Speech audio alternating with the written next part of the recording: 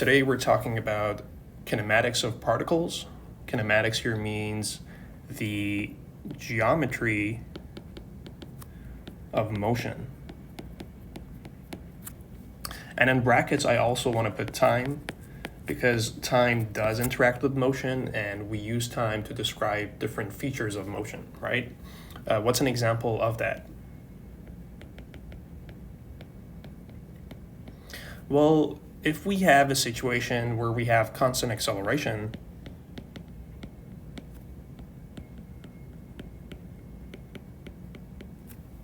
and we call this constant acceleration AC, I can look at my velocity and displacement profiles by doing the following. So my velocity in this case is described by this integral. And by the way, this is not just velocity, this is the change in velocity, because you could have some kind of initial velocity when you begin accelerating. So we'll keep that in mind. And of course, we let delta V equal to V minus V initial, or V naught. And because this is a constant value AC, this whole thing equals AC T. And so putting these two equations together, we have V is equal to AC T plus V naught. So now that we've described the velocity feature, we want to start looking at displacement, right? Similarly, I can say delta x. Again, you could start off with some initial position. That's when you start accelerating. At that point, you have an initial velocity, so always keep that in mind, right? So delta x is equal to integral. So this is where we left off, and that's where we pick up from, dt. And we let delta x equal to x minus x naught. And so when we go through this, what we get is 1/2 AC t squared. That's the integral of the first part. Integral of the second part. And we have the initial condition, which is x naught. That's the original position. And this whole thing equals x, right? So another way of looking at this relationship is by going backwards. So it's always helpful to look at these three schematics.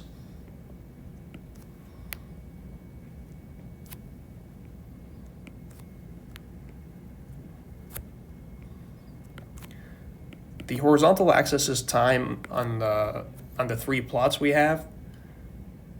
The vertical axes are x, that's position, v, velocity, and a, which is acceleration. So given this, what I can do now is I can plot some randomized trajectories. Let's say this is one of the ones we have.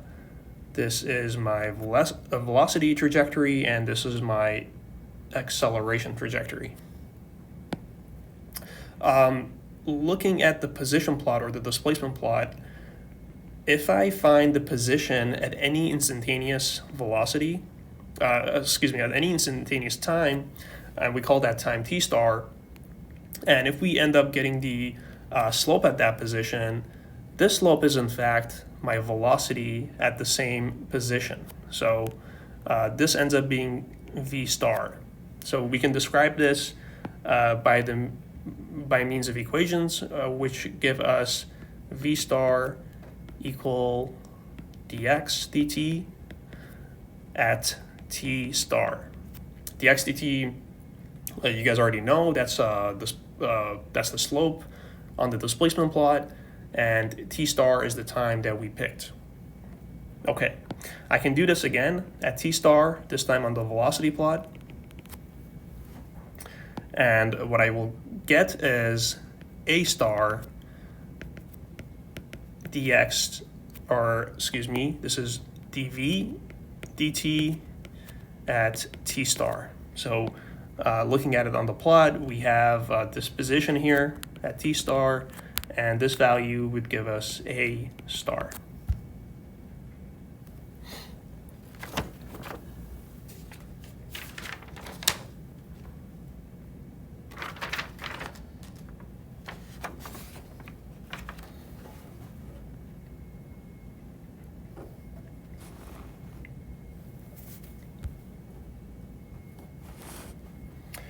So the next important thing to look at is the motion of projectiles.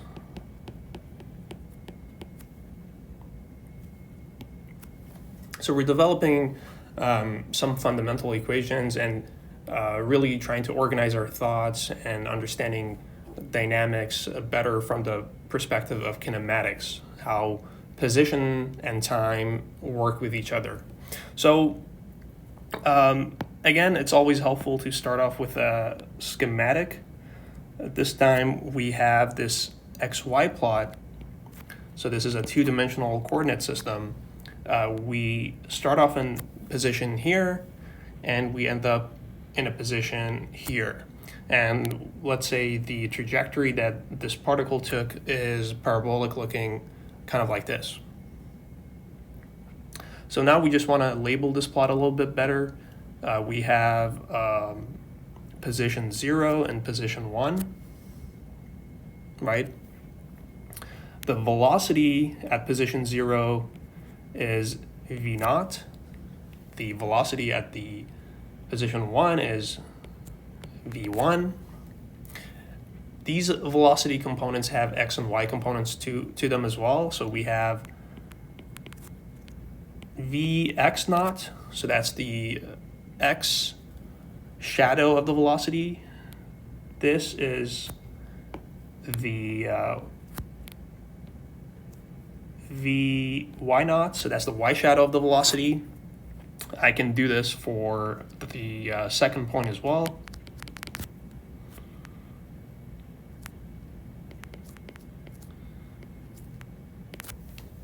Which gives us this. And throughout all of this, we live on a planet that has gravity. We can say A is equal to gravity. It's pointed downwards. It's always towards the Earth. If you're working with the metric system, we have 9.81 meter per second squared. If you're looking at the imperial system, we have 32.2 feet per second squared.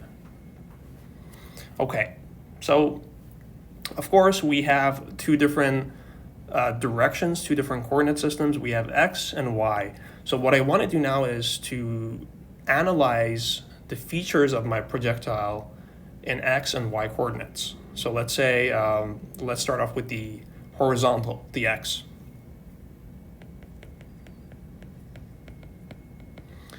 So now we're looking at horizontal motion, and I always like to pick a direction as being positive. This is helpful.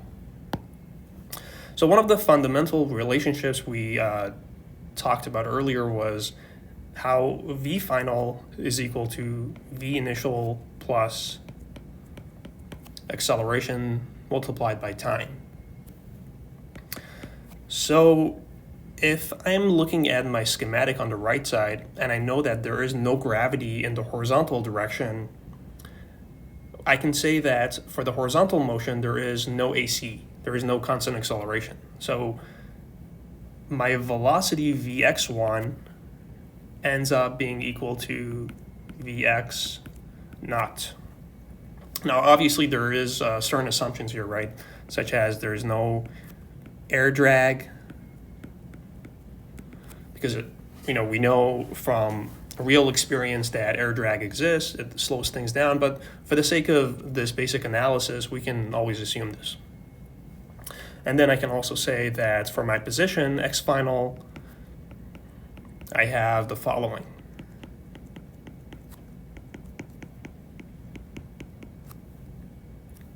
So again, taking this, what we have is x1 is equal to x naught plus vx naught time. And of course, we know this is x naught, and we know this is x1. Okay, I think that wraps it up for horizontal motion. Now we can look at vertical motion.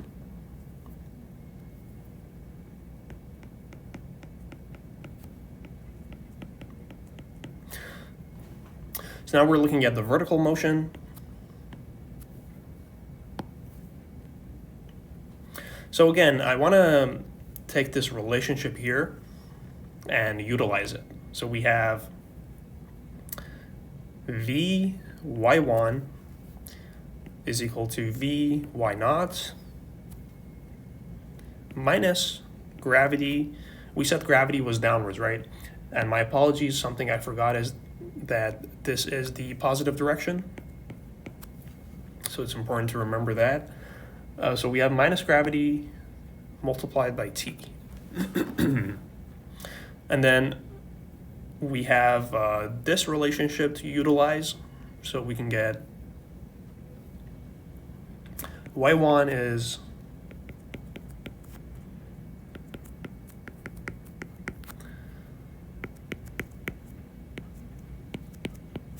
now, of course, if you choose g to be minus 9.81, you don't have to put a minus sign here, and you can safely go with a plus value, and in this case, your constant becomes a negative, and that'll give you identical results.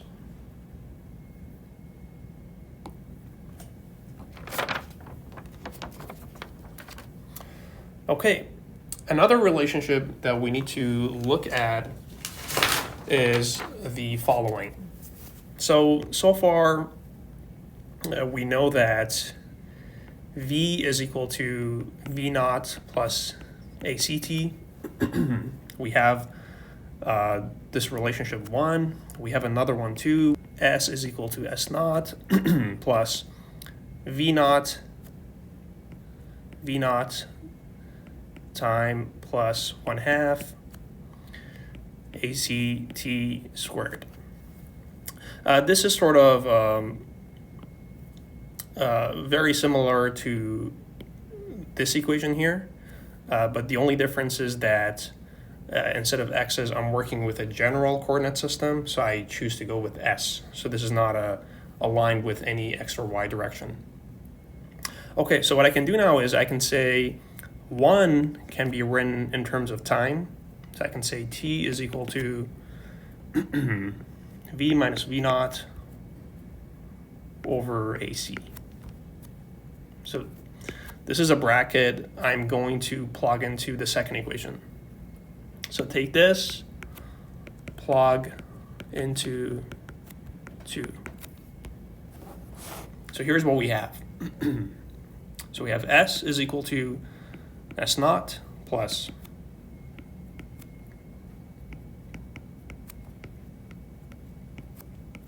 so that's the first of the brackets, and now we look at the 1/2.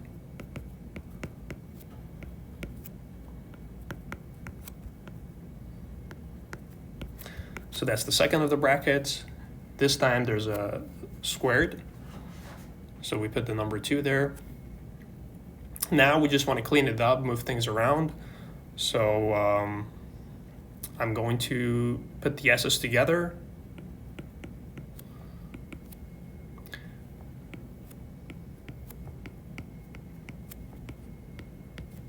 Okay, plus 1/2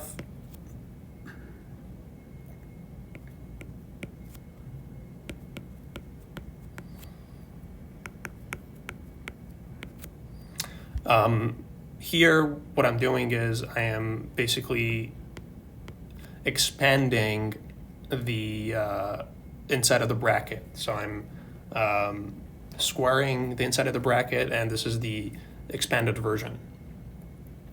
Okay, so what I can do now is I want to get rid of some of these ACs. Oh, and by the way, there's another AC here. I forgot about that.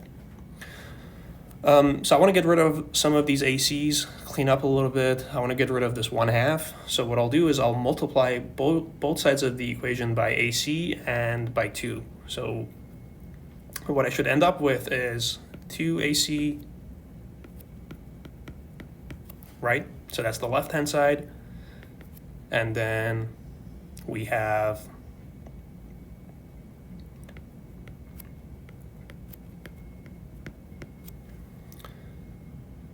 this. I need to make a quick correction. That's a 2. And then we have this.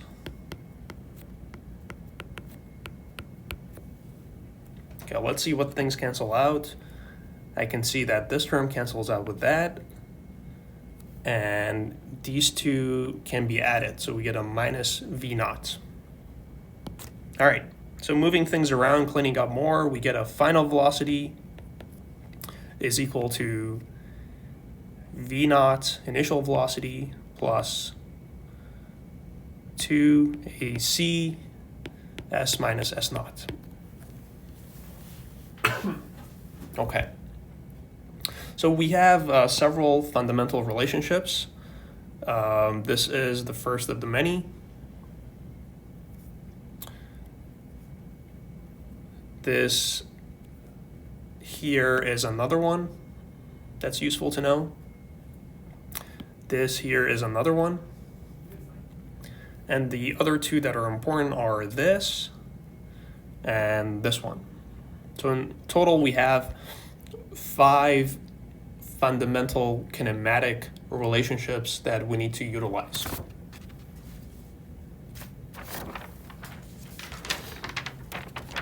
And now it's useful to do an example to really illustrate how everything comes together. In this example, we have a rocket that is accelerating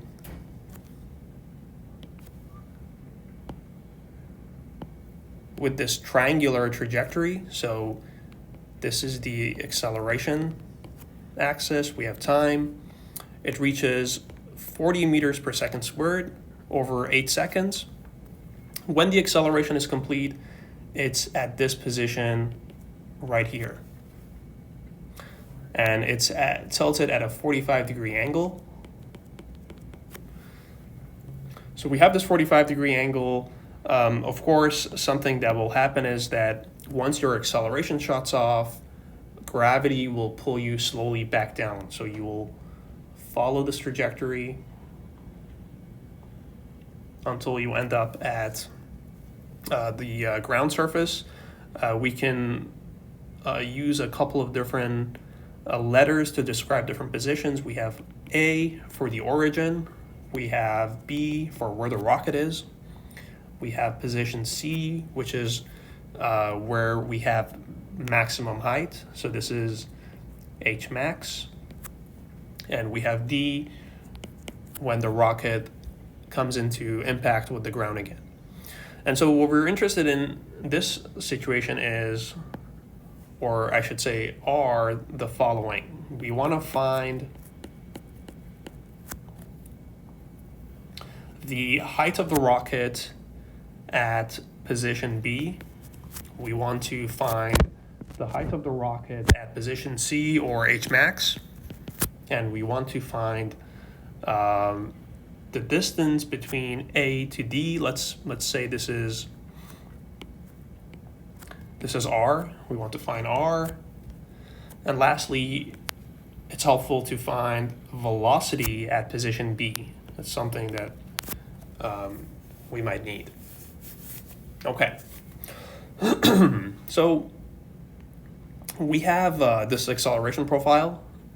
And the first thing I want to do is I want to describe this acceleration profile in terms of a simple function, a function of time. So I have A is equal to, what's the slope? 40 divided by 8 time. That's really this slope here that I'm describing. And if we go through, we have 5t. the velocity in this case is, what is it? It's the integral, right? We know that we can say that the initial velocity and the initial positions were at ground surface. So those are our initial condition assumptions that we have. And then what we do is we just integrate and we get 2.5 t squared. So there's no constant of integration in this example. What I can also say is that h, which is the height of my function, or the height of my rocket, is the integral of the velocity term. So we have 2.5 divided by 3 t cubed. So we did one integral and we did a second integral. And the constants of integration are 0 because we said the initial conditions are 0. Okay, so we have velocity at b. B is this position right here, is equal to, using the second equation, we have 2.5. How long did it take for us to accelerate? It took us 8 seconds. So we went from 0 all the way to 8. So we can say this is 8 seconds squared.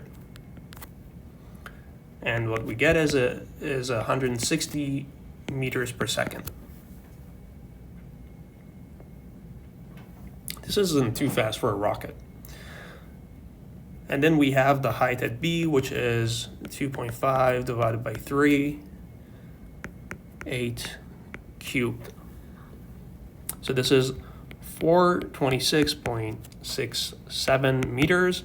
I can round up so I can have a cleaner expression here, and that's what I will get. Okay. So again, what are those fundamental equations that we talked about? They were 5, correct? So we had 1, 2, 3, 4, and 5. Just want to quickly write them down and use them. We have Vx1 is equal to Vx naught. We have x1 is equal to x naught plus Vx naught time, Vx naught time. We have Vy1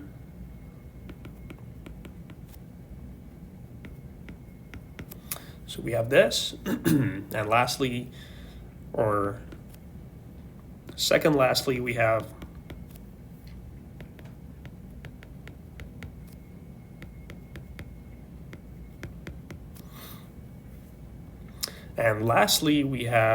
the quadratic velocity relationship where we got rid of the time term, right?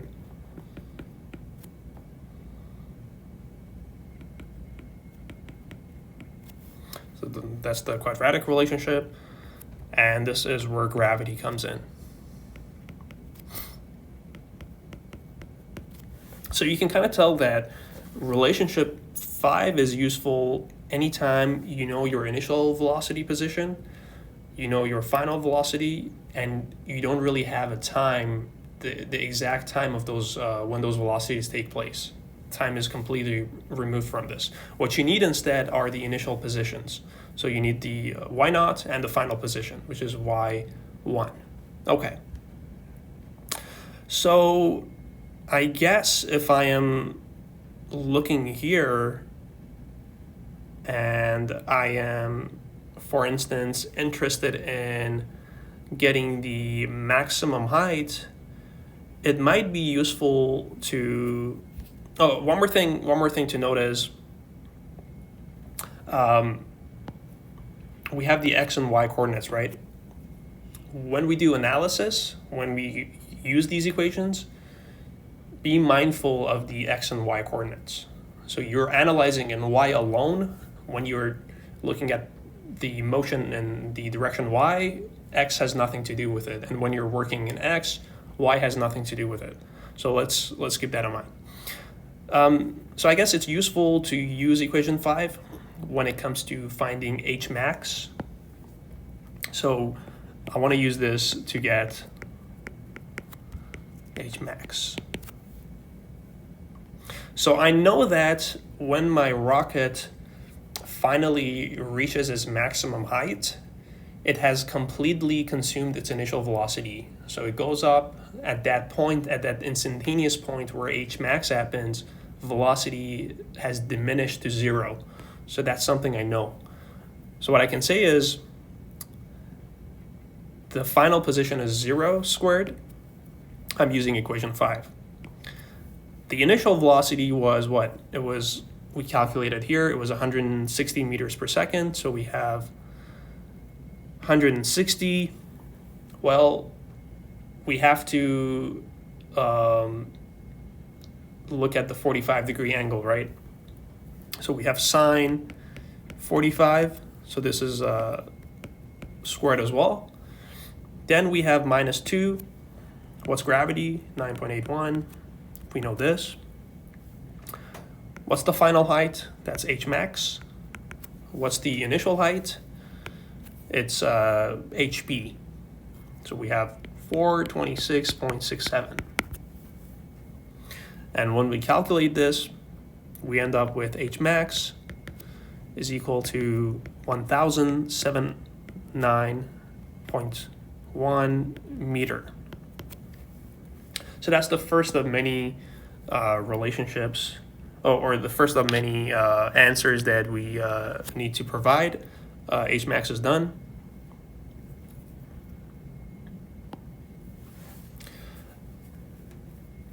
Next, what I need to do is I need to find, perhaps I need to look in the horizontal direction and find r. So to do this, I want to look at relationship. Let's see. I want to look at relationship 2. So using 2, I have, and this was 5, right? This was 5. This is 2. I can say that x1 minus x naught is equal to vx naught t. So this here is what r is, and is equal to vx naught t. The horizontal component of the velocity is 160 cosine 45 multiplied by time. I still don't know how much time it takes for the rocket to hit the ground. So t I leave as a variable. So this becomes 113.14 t. It's always useful to have a couple of extra significant digits. It gives you more accuracy at the end, and then you can decide how many significant digits you need at the very end. Okay, so there's this. Another good relationship here that has time is equation 4. So I have 4.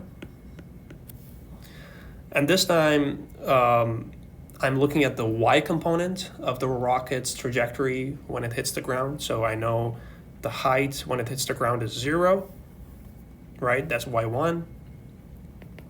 y1 is 426.67. We calculated that.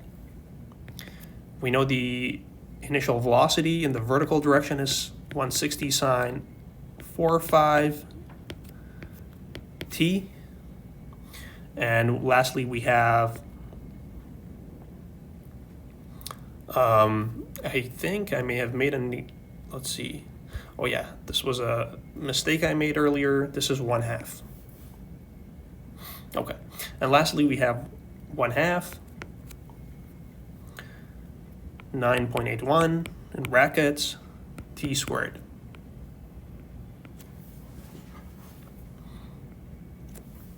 There it is. And so this, you guys can tell, is a quadratic relationship. If we calculate the time, only one of them is useful. We generally ignore the negative ones or the ones that are way too big. So 26.3 seconds, 0.3 seconds. If I know the time, then I know r. So r is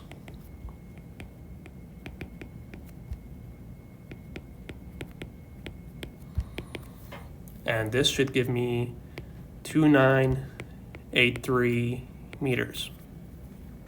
And these are two or three other relationships that we needed to get. So R is complete. And when you think about it, we've already done HB, so this is complete as well. And V at position B is complete as well.